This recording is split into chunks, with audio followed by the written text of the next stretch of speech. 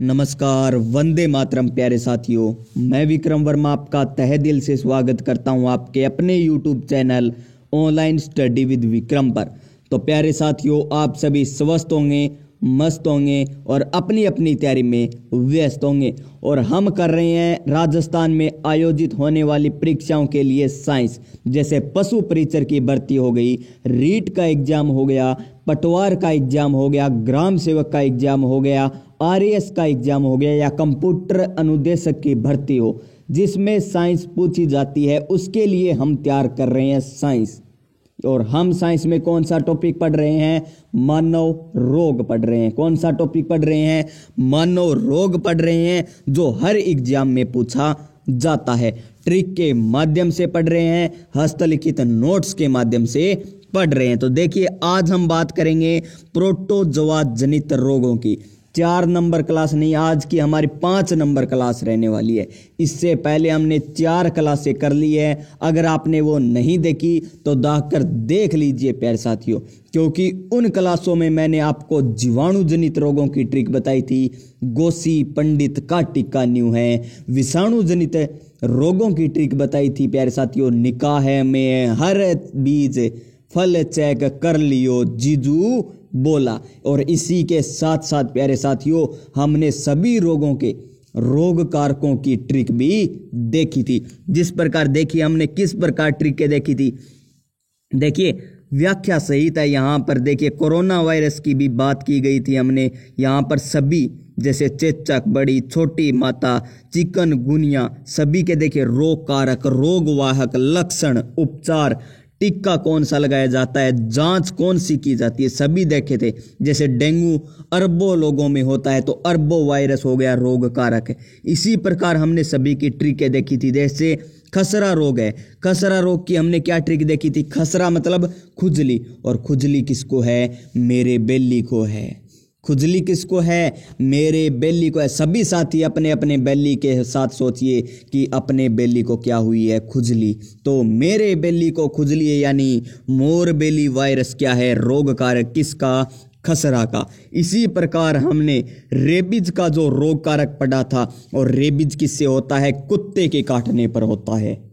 और कुत्ता कैसा था? रे बडो थो। कुत्ता क्या था? रे बडो थो, यानी रेबडो वायरस रोग कारक हो गया। इसी प्रकार हमने सभी रोगों के रोग कारक, टीके, उपचार सभी हमने ट्रिक के माध्यम से देखे हैं। चलिए, आज हम बात करेंगे प्रोटोजोआ जनित रोगों की, और ट्रिक के साथ देखेंगे। तो देखिए, प्रोटोजोआ जनित रोग। तो प्रोटोजोआ जनित रोग कौन कौन से है? देखिए, आपकी स्क्रीन पर है। और सबसे पहले हम देखेंगे ट्रिक। क्या है ट्रिक? देखिए, ट्रिक क्या है? अम्मा मेल काला पाया नींद में। अम्मा मेल काला पाया नींद में। और अम्मा यहाँ क्या है? माता है। अम्मा क्या है? माता है। और हम अपनी माता को कह रहे हैं, माँ मुझे नींद में है ना काला मेल पाया। क्या पाया? काला मेल पाया। मेल जो हमारे शरीर पर जमता है, वो काला मेल पाया। अम्बा मेल काला पाया नींद में, या कह दीजिए प्यारे साथियों, अम्मा मुझे नींद में काला मेल पाया। काला मेल पाया। तो अम्बा से क्या बनाओगे आप? अम्बा से बनाओगे अमीबिया पेचिस। अमीबिया पेचिस। मेल से क्या बनाओगे? मलेरिया। मेल से क्या बनाओगे? मलेरिया। काला से क्या बनाओगे? काला अजार। क्या बनाओगे? काला अजार। पाया से क्या बनाओगे? पायरिया। पाया से पायरिया। और नींद से क्या बनेगा? निंद्रा रोग। नींद से क्या बनेगा? निंद्रा रोग बनेगा। और अतिसार। अतिसार, यानी नींद में मुझे सारा मेल काला पाया। इस प्रकार भी आप लिख सकते हो, सारा और लगा लीजिए। अम्बा मेल काला पाया नींद में सारा। नींद में सारा। सारा का क्या बनेगा? अतिसार। क्या बनेगा? अतिसार। तो अम्बा से क्या बना? अमीबिया पेचिस। मेल से क्या बना? मलेरिया। काला से क्या बना? काला अजार। पाया से क्या बना? पायरिया। नींद से क्या बना? निंद्रा रोग। और सारा से क्या बना? अतिसार। सारा से क्या बना? अतिसार। प्यारे साथियों, तो इसी प्रकार हम ट्रिक के माध्यम से रोग कारक भी याद करेंगे, जांच भी याद करेंगे, टिक्का भी याद करेंगे। तो वीडियो को लास्ट तक जरूर देख लेना। अगर आपको अच्छी लगे तो वीडियो को लाइक कर दीजिएगा, चैनल को सब्सक्राइब कर लीजिएगा और जी हाँ दोस्तों, पास में जो बेल आइकन है उसे दबा दीजिएगा ताकि आने वाली प्रत्येक वीडियो का नोटिफिकेशन आपको मिल सके। चलिए अब बात करेंगे सबसे पहले मोस्ट इम्पोर्टेंट रोग कौन सा है, मलेरिया, जिससे हर बार क्वेश्चन पूछा जाता है। तो देखिए मलेरिया रोग की किस प्रकार व्याख्या की गई है। यहाँ पर इतनी व्याख्या आपको कहीं पर नहीं देखने को मिलेगी, एक एक लाइन इंपॉर्टेंट है। देखिए रोग कारक क्या है, प्लाज्मोडियम, और रोग वाहक क्या है, मादा एनाफ्लीज।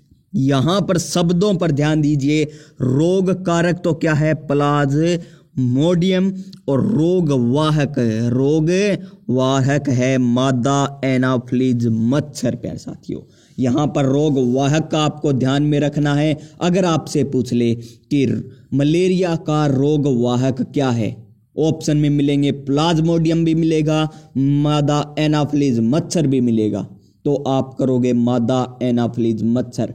और अगर रोग कारक पूछ ले तो क्या करोगे, प्लाज्मोडियम करोगे। क्या करोगे, प्लाज्मोडियम करोगे। और सबसे ज्यादा यही पूछा जाता है, क्या, रोग कारक। क्यों पूछा जाता है, क्योंकि सभी साथियों को याद रहता है मादा एनाफ्लीज के कारण क्या होता है, मलेरिया रोग होता है, लेकिन रोग कारक क्या होता है, प्लाज्मोडियम होता है। इसके लक्षण देखिए, ठंड व कंपन के साथ बुखार, ठंड व कंपन के साथ बुखार, और आरबीसी इससे क्या होती है, प्रभावित होती है। क्या प्रभावित होती है, आरबीसी प्रभावित होती है। किससे, मलेरिया रोग से। मलेरिया रोग से क्या प्रभावित होती है, आरबीसी प्रभावित होती है। टाइफाइड से क्या होती है, छोटी आंत प्रभावित होती है। और किस प्रकार याद रखा था, टाई साले की छोटी, टाई तो साले की छोटी, यानी साला से क्या बना था, साल्मोनेला टाइफी रोग कारक बना था। छोटी से छोटी आंत, टाई से टाइफाइड रोग। अगर साला छोटी टाई ना बांधे ना तो उसके गले में डाल दो, यानी विंडाल टेस्ट के द्वारा टाइफाइड रोग की जांच की जाती है। और जांच यहां पर देखिए, एमपी टेस्ट। जांच क्या है, एमपी टेस्ट, एम से मलेरिया, एम से एमपी टेस्ट। उपचार देखिए, उपचार को फिर स्टार लगा लीजिए, मलेरिया रोग को ही स्टार लगा लीजिए।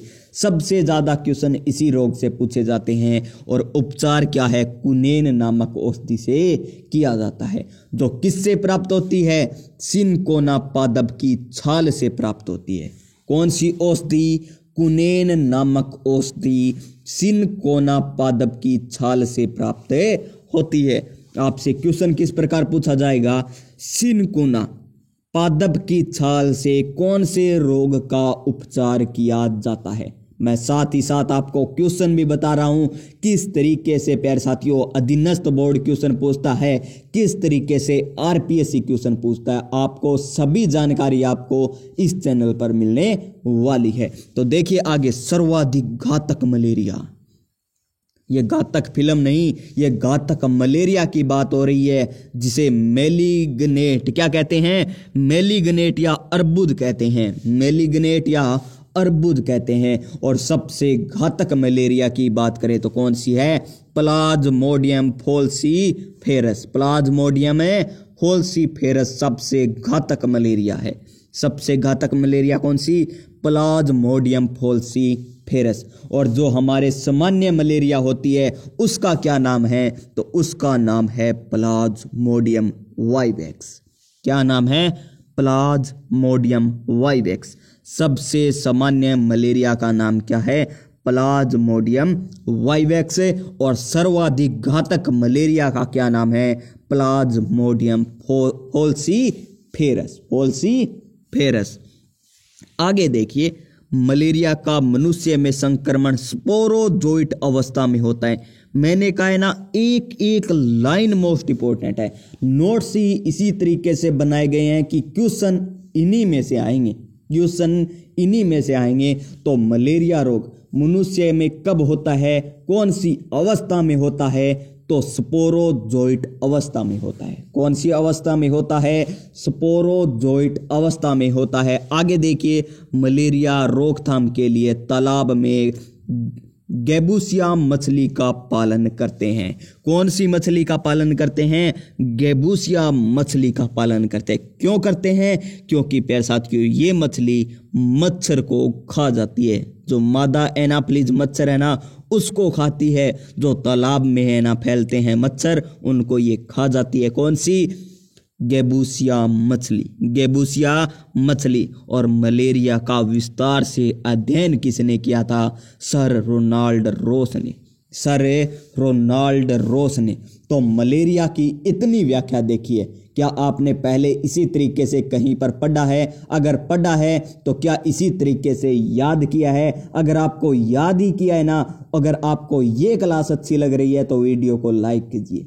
वीडियो को क्या कर दीजिए? लाइक कर दीजिए, ताकि प्यारे साथियों मुझे भी हौसला होता रहे कि मैं आपके लिए और क्लासें भी लेकर आता रहूं। तो चलिए आगे बात करते हैं अब नेक्स्ट रोग। अब है रोग सभी छोटे छोटे। क्या है? छोटे छोटे रोग है। और रोग क्या है? निंद्रा रोग। जो निंद्रा रोग होता है ना, वो सबसे खतरनाक होता है। क्यों? नींद हमें पढ़ते समय सर्वाधिक आती है। वो रोग नहीं है, लेकिन हम जोड़ रहे हैं। नींद हमें पढ़ते समय सर्वाधिक आती है। और कब आती है? मोबाइल में पढ़ने पर नींद नहीं आती इतनी, जितनी किताब आगे रखकर पढ़ने पर आती है।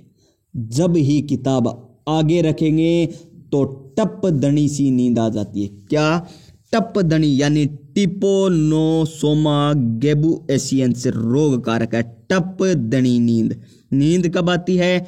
आगे किताब रखते ही। और किस प्रकार आती है? टप दणी नींद। कहते हैं ना हम, टप दणी सी नींद आ गई। तो क्या है? टिप्नोसोमा गैबुएसियंस प्यारे साथियों रोग कारक है। और प्यारे साथियों रोग वाहक क्या है? सीसी मक्खी। सीसी मक्खी क्या है? रोग वाहक। स्टार लगा लीजिए रोग वाहक को, सीसी मक्खी। सीसी मक्खी। और लक्षण इसके आलस्य व निंद्रा। इसमें क्या होता है? आलस्य होता है और निंद्रा आती है। उपचार देखिए, प्लूरूमाइसिन दवाई। प्लूरूमाइसिन दवाई ये है उपचार। अगर आपको पढ़ते समय नींद आ रही है ना, ये निंद्रा रोग नहीं है। निंद्रा रोग अलग होता है, ये रोग नहीं है। कभी आप सोच लो ये रोग है, आप ये दवाई लेने चले जाओ प्लूरोमाइसिन, ये रोग नहीं है, ये आपका आलस है प्यारे साथियों। क्या है? आलस। जो मेरे साथ भी होता है, जो मेरे साथ भी होता है प्यारे साथियों। और काला आजार नेक्स्ट रोग। काला आजार, कोई अगर काला है, भयंकर काला है, तो प्यारे साथियों यानी वो लेस है, गनों के साथ लेस। गनों के साथ न्यूज में देखते हैं ना, गनों से लेस, किस पर? हथियारों से लेस। तो अगर वो काला है ना, तो क्या है? वो लेस है। तो लेस वानिया डराएगा वो, तो डोनावनी। लेस मानिया डोनावनी। काला आजार रोग का रोग कारक क्या है? लेस मानिया डोनावनी। काला आजार का रोग कारक क्या है? लेस मानिया डोनावनी। और रोग वाहक क्या है? सैंड फ्लाई या बालू मक्खी। सैंड फ्लाई या बालू मक्खी। और सीसी मक्खी किसकी थी प्यारे साथियों? सीसी मक्खी थी निंद्रा रोग की। मादा एनाफ्लीज मच्छर किसका था? मलेरिया रोग का रोग वाहक था। और प्यारे साथियों आपको बताना है डेंगू रोग का। डेंगू रोग का रोग वाहक कौन सा था? कमेंट बॉक्स में बताना है, जो मैंने कल आपको बताया था। अगर आपने पीछे वाली क्लास नहीं देखी तो जाकर देखिए किस तरीके से आपको ट्रिक के माध्यम से करवाई गई ये सभी क्लासें। अब देखते हैं आगे लक्षण। बुखार, त्वचा में काले धब्बे, इतना इंपॉर्टेंट नहीं है। अब आता है पायरिया। कौन सा रोग आता है? पायरिया। और पायरिया में क्या होता है प्यारे साथियों? दांतों में झुंझ चलने लगती है, यानी क्या होती है? झंझनाहट। क्या होती है? दांतों में झंझनाहट होती है। तो यही इसका रोग कारक है। क्या? एंट अमीबा जेंजेवेलिस। देखिए झंझनाहट, एंट अमीबा जेंजेवेलिस इसका रोग कारक हो जाएगा। संक्रमण देखिए दूषित जल से। संक्रमण दूषित जल से। और लक्षण है मसूड़ों से बदबू के साथ खून आना, ये है इसके लक्षण। तो ये हो गया पायरिया रोग, जिसमें झनझनाहट होता है, दांतों में होता है। कहाँ पर होता है? दांतों में। अब बात करते हैं नेक्स्ट रोग। कौन सा रोग आ गया? अमीबिया पेचिस। अमीबिया पेचिस या अमीबियोसिस। अमीबियोसिस प्यारे साथियों, और इसे आप किस प्रकार याद रखोगे? तो रोग कारक इसका, सभी के रोग कारक है ना, मैं एक साथ लेकर आने वाला हूं। डेंगू का, मलेरिया का, सभी जो रोग है ना, जैसे अतिसार हो गया, अमीबिया पेचिस हो गया। शुरू में हमने देखा था, शुरू में कौन कौन से रोग देखे थे? जीवाणु जनित जो रोग देखे थे प्यारे साथियों, सभी। पोलियो हो गया, कोई भी हो, टाइफाइड हो गया, डेंगू रोग हो गया, एड्स रोग हो गया, सभी के रोग कारक मैं एक साथ लेकर आने वाला हूं। तो वो वीडियो भी जरूर देख लेना। तो देखिए, अमीबिया पेचिस अमीबियोसिस रोग का रोग कारक क्या है? एंट अमीबा हिस्टोलाइटिका। एंट अमीबा हिस्टोलाइटिका इसका रोग कारक। संक्रमण दूषित जल से। लक्षण पेट दर्द, डायरिया में रक्त स्त्राव, ये क्या है? इसके लक्षण है। और आगे देखिए नेक्स्ट रोग, कौन सा? अतिसार रोग। कौन सा रोग? अतिसार। इसे हमने किससे याद किया था? सारा से। तो अतिसार यानी सारा आइडिया, सारा आइडिया। तो रोग कारक क्या हो जाएगा? जीआरडीओ प्रोटोजोआ। जीआरडीओ प्रोटोजोआ, आइडिया से यहां पर नाम आ रहा है ना, आरडीओ। क्या नाम आ रहा है? आर्डिया। जीआरडिया प्रोटोजोआ रोग कारक है। किसका? अतिसार का। किसका है? अतिसार का। लक्षण दस्त, डायरिया, सिर दर्द। उपचार देखिए, उपचार क्या है? केमुकुइन दवाई। कौन सी दवाई? केमुकुइन दवाई है इसका उपचार। किसका? अतिसार का। आगे देखिए, यहां पर एक मैंने नोट में लिख रखा है, और नोट में क्या है? नोट है ट्राइकोमोनास वेजाइनिलिस प्रोटोजोआ द्वारा महिलाओं में वेजाइना में संक्रमण करता है। कौन सा प्रोटोजोआ महिलाओं के वेजाइना में संक्रमण करता है? तो ट्राइकोमोनास वेजाइनेलिस, ये करता है महिलाओं के वेजाइना में संक्रमण। ये हो गए प्यारे साथियों प्रोटोजोआ जनित रोग। अब तक हमने 3 रोग पढ़ लिए। जीवाणु जनित रोग, ट्रिक क्या थी? जीवाणु जनित रोगों की गोसी पंडित का टीका न्यू है। उसके बाद कौन सा रोग पढ़ा था? विषाणु जनित रोग पढ़े थे। उसकी ट्रिक क्या थी? निपाह में हर फल बीज चेक कर लियो, जीजू बोला। उसके बाद हमने क्या देखी थी प्यारे साथियों? प्रोटोजोआ जनित रोगों की ट्रिक देखी थी। क्या देखी थी? अम्बा मेल काला पाया, नींद में सारा। और अब आते हैं कर्मी जनित रोग। क्या आते हैं? कर्मी जनित रोग आते हैं। और इसकी ट्रिक क्या है? कर्मी जनित रोगों की ट्रिक क्या है? नर हाथी ऐसे टिन, नर हाथी ऐसे हैं जैसे कोई टिन, मतलब पतला हो। नर हाथी ऐसे जैसे टिन, नर हाथी ऐसे जैसे टिन प्यारे साथियों कर्मी जनित रोग है। देखिए, नर से, हाथी से क्या बना? हाथी पांव रोग, जिसे फाइलेरियसिस रोग भी कहते हैं। क्या कहते हैं? फाइलेरियसिस रोग कहते हैं। रोग कारक देख लीजिए, बाउचेरियाई ब्रेंटाई, बाउचेरियाई ब्रेंटाई इसका रोग कारक है। और इसका रोग वाहक है ना, वो मोस्ट इंपोर्टेंट है। किसका? हाथी पांव का। और रोग वाहक क्या है? क्यूलेक्स मच्छर। क्या है? क्यूलेक्स मच्छर है रोगवाहक हाथी पांव रोग का, क्यूलेक्स मच्छर। ये इतने अब इंपॉर्टेंट नहीं है कर्मी जनित रोग, लेकिन आनुवांशिक रोग जो पढ़ेंगे ना हम, इनके बाद पढ़ेंगे। फंगस के बाद आएंगे आनुवांशिक रोग, वो मोस्ट इंपॉर्टेंट है। तो वहां तक भी जरूर देख लेना। पांव की लिफ नोड में फूल जाती है, पांव की लिफ नोड फूल जाती है। आगे देखिए, ऐसे से क्या बनाएंगे? हाथी से तो बन गया हाथी पांव।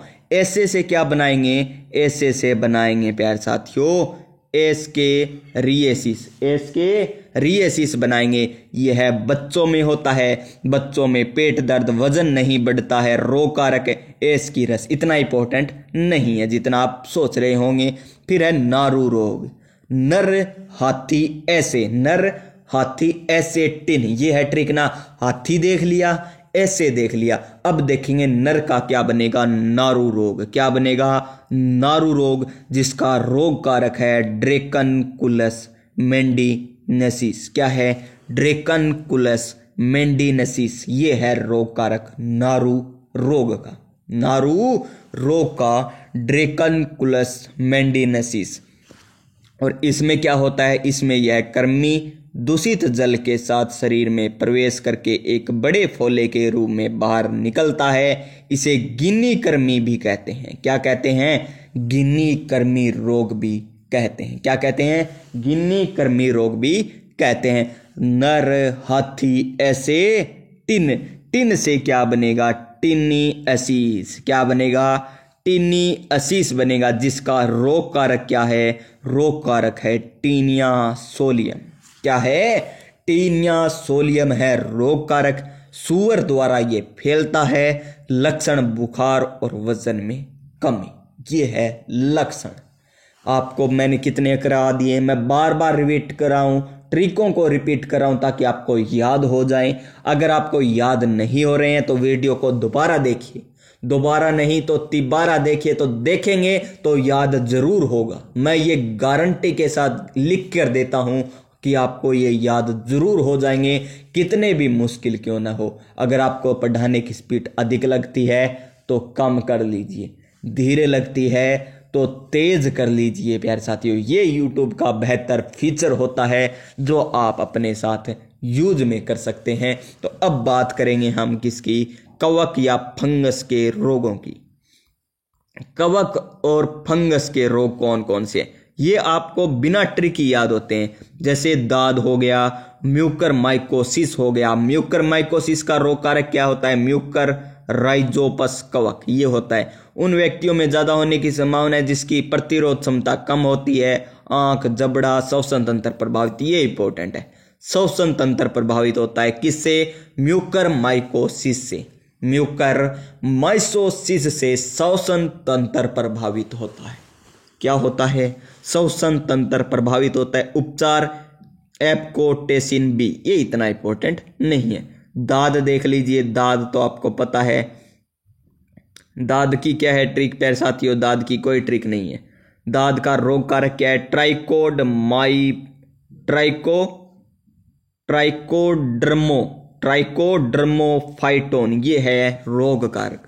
ट्राइकोडर्मोफाइटोन रोग कारक है दाद का, और त्वचा पर खुजली और दाद होते हैं। ये कवक जनित रोग चल रहे हैं। एथलीट फुट का क्या है रोग कारक, देखिए एपिडर्मोफाइटोन तो किसका है, एथलीट फुट का। और दाद का क्या है, ट्राइकोडर्मोफाइटोन तो किसका है, दाद का है। और एथलीट फुट का क्या है, एपिडर्मोफाइटोन या ट्राइकोफाइटोन, यहां पर डर्मो नहीं है बीच में, ट्राइकोफाइटोन, ध्यान से देखिए। ट्राइकोफाइटोन तो किसका है, एथलीट फुट का। ट्राइकोडर्मोफाइटोन किसका है, दाद का है। पैरों में संक्रमण होता है, एथलीट आपको दिखाई दे रहा है, नाम से ही पैरों में होगा। अब आते हैं आनुवांशिक रोग। आनुवांशिक रोग है मोस्ट इंपॉर्टेंट। क्या है, आनुवांशिक रोग है मोस्ट इंपॉर्टेंट। और सबसे पहले आता है हीमोफीलिया। हीमोफीलिया रोग सबसे पहले आता है। यह एक्स लिंग सहलगन रोग है। एक्स आ गया तो प्यारे साथियों इसकी रोग वाहक कौन होगी, महिला। एक्स आ गया ना तो रोग वाहक कौन होगी, महिला होगी। यानी रोग वाहक महिला होगी तो ये रोग महिलाओं में न होकर किस में फैलेगा, पुरुषों में फैलेगा। कौन सा रोग, हीमोफीलिया रोग। कौन सा रोग, हीमोफीलिया रोग। आपको फील करना है कि महिला को रोग ही नहीं होता, महिला को तो रोग ही नहीं होता। क्यों, हीमोफीलिया, क्योंकि वो हीमोफीलिया, हिम यानी ठंड में निकलकर काम जो करती है, ठंड में निकलकर जो काम जो करती है प्यारे साथियों, कौन, महिला। तो आगे देखिए, इसे शाही रोग भी कहते हैं। क्या कहते हैं, शाही रोग भी कहते हैं। और इसमें रक्त का थक्का नहीं बनता, रक्त का थक्का नहीं बनता है। किसमें? हीमोफीलिया। हीमोफीलिया का रोग वाग पूछे तो महिलाएं होती है, रोग किस में होता है तो पुरुषों में होता है, और एक्स लिंग सहलगन रोग है। ये पूछ सकते हैं एक्स है या वाई, तो क्या है? एक्स लिंग सहलगन रोग। और शाही रोग की संज्ञा किसे दी गई है? हीमोफीलिया को दी गई है। शाही रोग की संज्ञा किसे दी गई है? हीमोफीलिया को शाही रोग की संज्ञा दी गई है। उसके आगे देखिए, आगे क्या है? वर्णांधता। क्या है? वर्णांधता। और वर्णांधता रोग क्या है? एक्स लिंग सहलगन रोग। यानी आनुवांशिक रोग अगर आ जाए तो वाई लिंग सहलगन होगा ही नहीं, एक्स लिंग सहलगन होगा जो पुरुष। और ये देखिए वर्णांधता, वर्णांधता प्यारे साथियों, वर्णों की पहचानने में कमी पुरुषों में भी हो सकती है, महिलाओं में भी हो सकती है। यानी महिला और पुरुष दोनों में होता है। रोगी लाल और हरे रंग में विभेद नहीं कर पाता। किसमें? वर्णांधता में। लाल और हरे रंग, ये पूछ सकते हैं कौन से रंग में विभेद नहीं कर पाता, तो लाल और हरे रंग में। पटाऊ सिंड्रोम, कौन सा रोग? Patau syndrome. ये रीट में पूछा गया है 13वें गुणसूत्र में ट्राइसोमी के कारण। ट्राइसोमी क्या होती है? पुनरावृत्ति। तो 13वें गुणसूत्र की अगर पुनरावृत्ति हो जाए किसी में तो उसे कौन सा रोग हो जाएगा? Patau syndrome. रोगी के ऊपरी होठ के 2 भाग बंट जाते हैं। रोगी का क्या होता है? ऊपरा जो होठ है ना, ऊपर वाला, वो 2 भागों में बंटा होता है पटाऊ सिंड्रोम में। फिर आता है एडवर्ड सिंड्रोम। एडवर्ड सिंड्रोम प्यारे साथियों, तो ये होता है 18वें गुणसूत्र में ट्राइसोमी के कारण, यानी पुनरावृत्ति के कारण। यानी 13वें के कारण तो पटाऊ और 18वें के कारण एडवर्ड सिंड्रोम। 18वें के कारण एडवर्ड सिंड्रोम रोग होता है। फिर आता है डाउन सिंड्रोम और सिकल सेल एनीमिया रोग। डाउन सिंड्रोम किसके कारण होता है? 21वें गुणसूत्र में ट्राइसोमी। डाउन सिंड्रोम 21वें, पटाऊ सिंड्रोम 13वें, एडवर्ड 18वें और सिकल सेल एनीमिया प्यारे साथियों 11वें गुणसूत्र में उत्परिवर्तन के कारण होता है। इन्हें लगा लीजिए सभी को स्टार, क्योंकि ये आपको मिलान करना भी दे सकते हैं। रीट एग्जाम में पूछा गया था 13वें गुणसूत्र की ट्राइसोमी के कारण कौन सा रोग होता है, तो पटाऊ सिंड्रोम। इसी प्रकार पूछ ले 18वें गुणसूत्र की ट्राइसोमी के कारण तो एडवर्ड सिंड्रोम।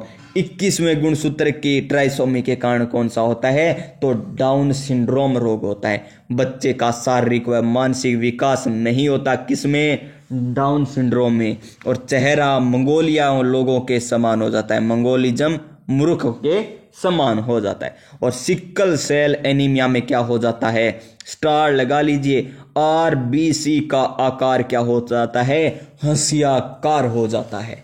आपसे यही पूछा जाएगा कि आरबीसी का आकार हंसियाकार कौन से रोग में हो जाता है, तो सिकल सेल एनीमिया में। किस में हो जाता है, सिकल सेल एनीमिया में आरबीसी का आकार हंसियाकार हो जाता है। फिर आता है क्राई टू कैट सिंड्रोम। कौन सा रोग है, क्राई टू कैट। नाम से देखिए, क्राई माने रोना, टू कैट, कैट माने बिल्ली, सिंड्रोम यानी बिल्ली की तरह रोना, रोने की आवाज बिल्ली के समान हो जाती है इसमें शिशु की। और 5वें गुणसूत्र की छोटी भुजा में विलोपन। मैं बार बार रिपीट कर रहा हूं, 13वां पटाऊ सिंड्रोम, 21वां डाउन सिंड्रोम, 18वां एडवर्ड सिंड्रोम, 11वें में क्या होता है, सिकल सेल एनीमिया, 5वें गुणसूत्र की छोटी भुजा में विलोपन हो जाता है तो क्राई टू कैट सिंड्रोम रोग हो जाता है। तो ये थे प्यारे साथियों आनुवांशिक रोग। तो अब तक हमने कौन कौन से रोग पढ़ लिए, जीवाणु जनित रोग पढ़ लिए, विषाणु जनित रोग पढ़ लिए प्यारे साथियों। उसके बाद पढ़े थे हमने प्रोटोजोआ जनित रोग पढ़े थे, उसके बाद पढ़े थे कवक जनित रोग, कौन से, कवक कर्मी जनित रोग, उसके बाद पढ़े थे कवक जनित रोग, और उसके बाद पढ़ लिए आनुवांशिक जनित रोग। तो आनुवांशिक रोग पढ़ने के बाद हो जाता है हमारा मानव रोग टॉपिक कंप्लीट। मानव रोग टॉपिक क्या हो जाता है, कंप्लीट हो जाता है तो इसके बाद हम मानव रोग की एक क्लास लेकर आएंगे जिसमें सभी रोगों को एक साथ पढ़ेंगे। क्या पढ़ेंगे? सभी रोगों के रोग कारक। क्या पढ़ेंगे? सभी रोगों के रोग कारक एक वीडियो एक क्लास में पढ़ने वाले हैं। तो प्यारे साथियों, अगर आप हमारे चैनल पर पहली बार आए हैं तो हमारे channel online study with Vikram को सब्सक्राइब कर लीजिएगा और लाइक कर दीजिएगा अगर आपको ये क्लास अच्छी लगे, और पास में जो बेल आइकन है उसे दबा दीजिएगा ताकि आने वाली प्रत्येक वीडियो का नोटिफिकेशन आपको मिल सके। मिलेंगे हम नेक्स्ट वीडियो में, तब तक के लिए जय हिंद, जय भारत।